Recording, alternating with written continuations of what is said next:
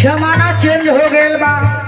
पहले का साधु रहा, आज हो गई सेवाधु। पहले का साधु महात्मा जब आवे, सबसे पहले 4 बजे भोरहरी में कमंडल लेके, लालटेन लेके, सरंगी के बजावत चले गांव का फेरी लगावे। फेरी लगौले के बाद उस सुबेरे से चले भिक्षा मांगे खातिर। जोगी बाबा गीत गावे जवन कहल जाला भोरहरी के गीत।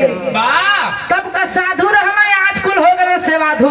आज का साधु महात्मा का करत हुवन, दिन भर भिक्षा मांगत हुवन, रतिया में जाके दारू को ठीका देखत हुवन, बोकरा खरीदत हुवन, बढ़िया मटन बनावत हुवन, और दारू के ठीका पे बोतल लेके सेवाध ले के खात हुवन। तब पहले का साधु रहना आज हो गया कुछ सेवाधु। लेकिन जोगी बाबा गीत गावे जवन कहल जाला भोरहरी के गीत। कैसे गावे मास्टर? भिखारी सारी दुनिया, भिखारी सारी दुनिया, भिखारी सारी दुनिया, भिखारी सारी दुनिया, दाता ये कराम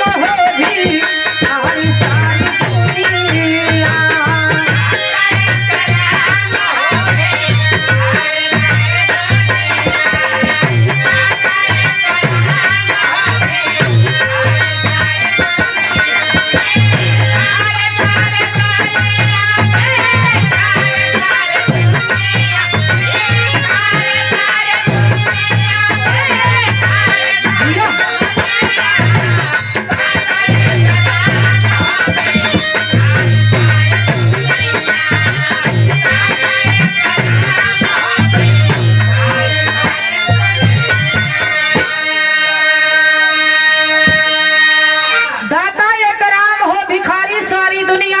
हम सभी भिखारी हैं, लेकिन उस परवरदिगार, उस प्रभु के भिखारी हैं।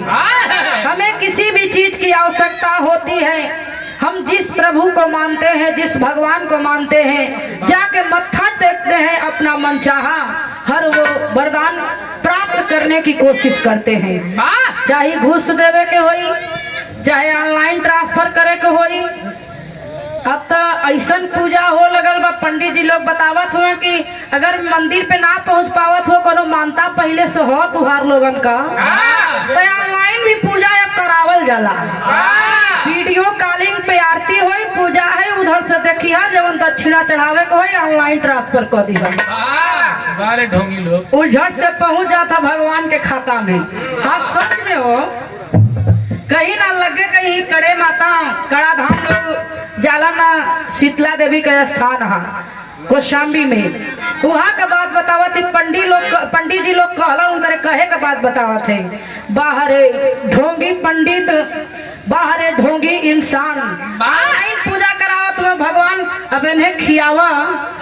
कहल जाला कि पत्थर का मूर्ति है, माना तो देव नहीं तो पत्थर है। तब इंसान जब तक जीव है, खड़ा है इंसान, जी निकल जाये तो सही खड़ा कर देगा, खड़ा रही है, उन्हें खियावा, खाना खाई है।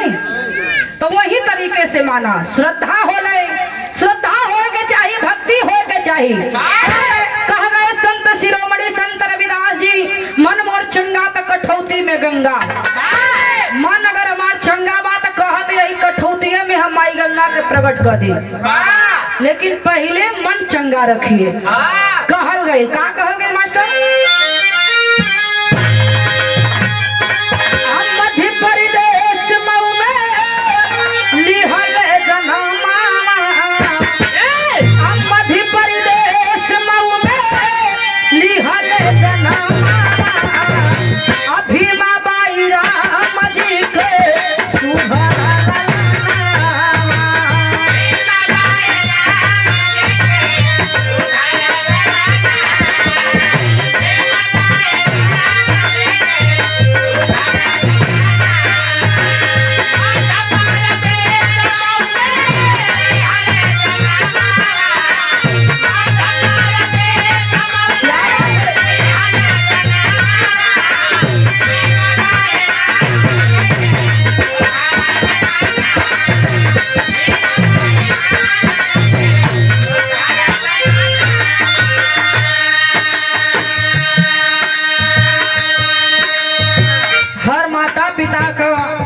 खुशी होला। हमन के जब संतान होखे, संतान सुखी रही, देख के माता पिता भी सुखी रही है। मध्य प्रदेश मऊ में जन्म के कर भयल और कौने समय भयल, लेकिन कहना बा समय कौन सा रहा? 1891 रहली समय।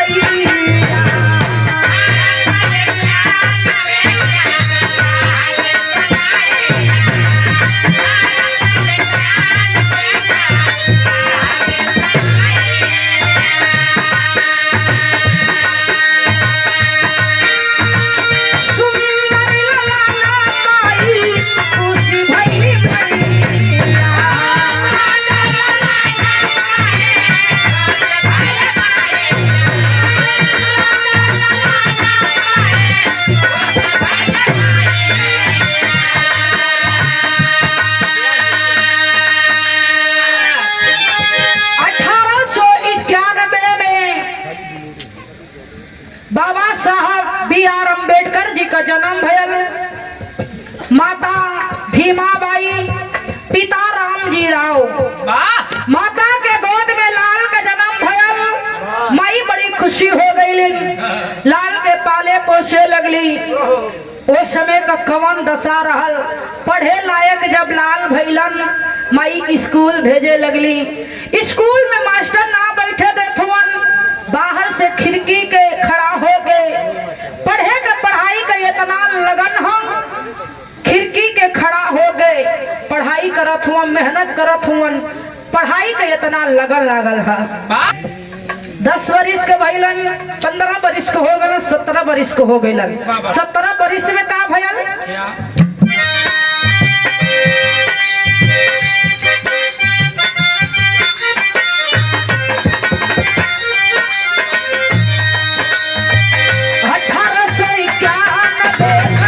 रहली समय।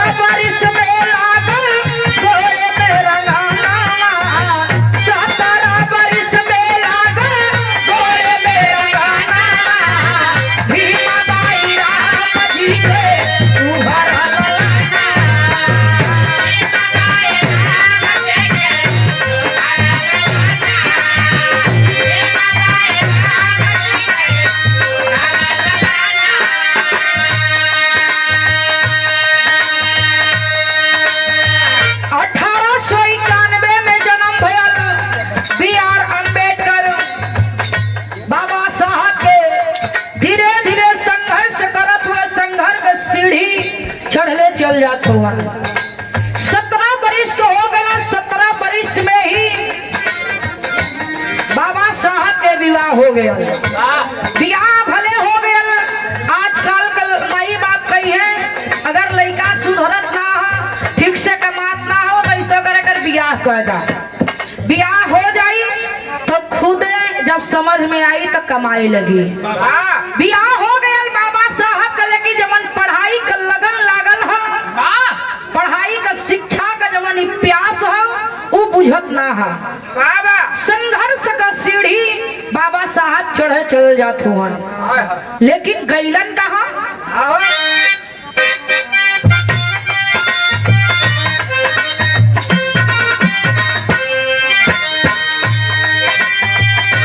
फिसल कॉलेज में कहिले पढ़ाई।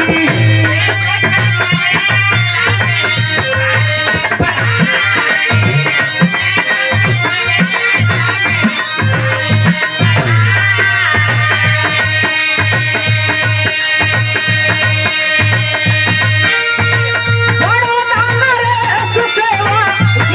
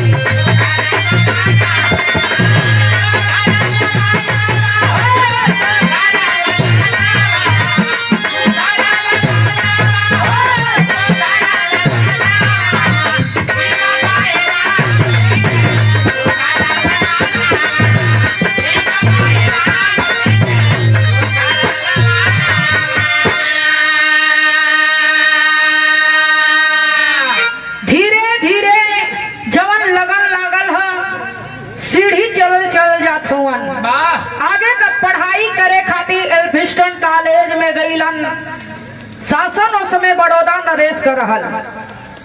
बड़ौदा नरेश के शासन में वजीफा पा गईलन। जब धीरे धीरे वजीफा पावे लगलन तो अपन पढ़ाई का जवन लगन है आउ तेजी से बढ़ौलन।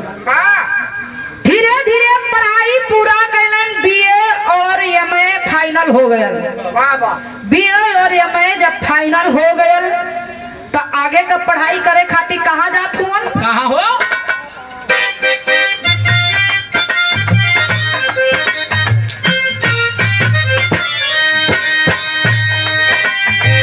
आगे के पढ़ाई खातिर लंदन में गई।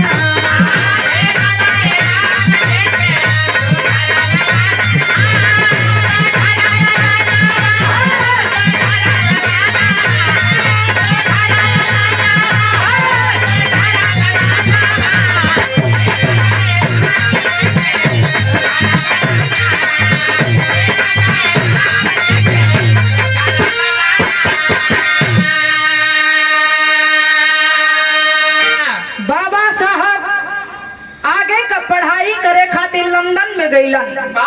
लंदन में जाके पढ़ाई पूरा कैलन। 1920 में अपन वकालत पूरा करत हुअन। 1920 में वकालत पूरा कैले के बाद एक ही बात दिमाग में बैठल है। जौने स्थिति से हमन गुजरल है, हमन के जवन स्थिति रहल आने वाली पीढ़ी की वो स्थिति ना रहे। एक ही बात दिमाग में गूंजत है। मौका खोजत हुआ कब वो मौका मिली?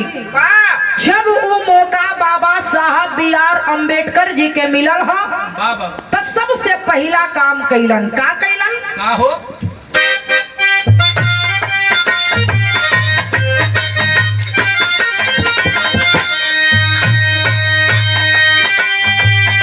अपने हाथे से लिखले पूरा संविधान।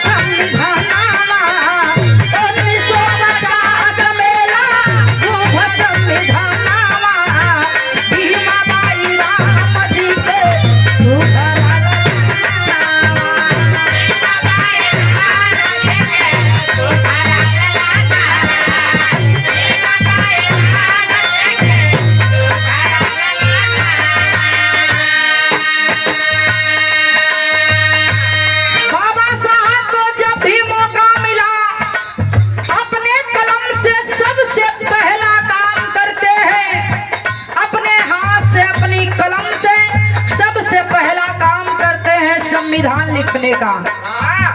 हमारा देश, हमारा भारत देश संविधान के ताल्लुक संविधान से चलेगा। से चलेगा। और बतावल गया 1950 में यह संविधान लागू हुआ। 1950 में संविधान लागू हुआ। उसके बाद क्या हुआ?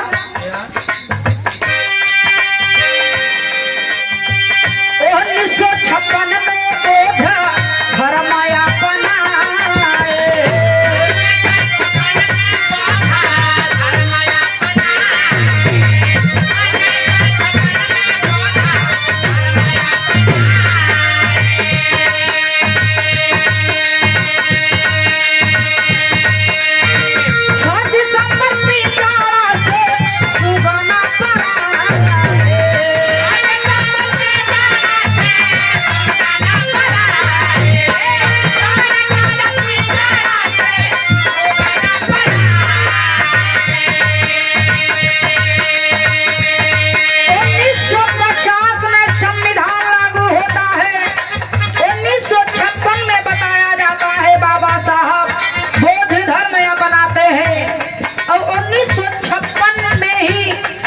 दिसंबर को बाबा साहब इस दुनिया को छोड़ के चले जाते हैं।